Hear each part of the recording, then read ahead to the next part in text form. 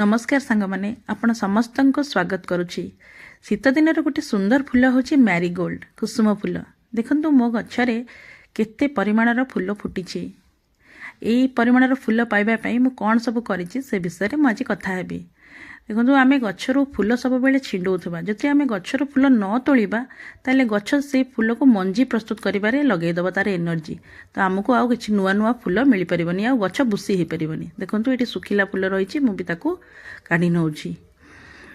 तापर देखा माटी माटी मुझे गछपाई केमती प्रस्तुत करी मुझे माटी से बाली देती माटी आ बाली भल परिमाण देती जहाँफल मो माटी बहुत पोरस हो माटी बाली जी परिमाण देती खत से परिमाण देती मुझे गोबर खत देती। देखो मुझे माटी को मोर हाथ में धरुची कि भी लगुनि माटीटा एत भुरभुरा होती माने मु पानी देले से पानी भल भाव में ड्रेनेज हो जाऊँगी। आम माटी जब ऊपर लेयरटा सुखी जापर आम ए पानी दबा।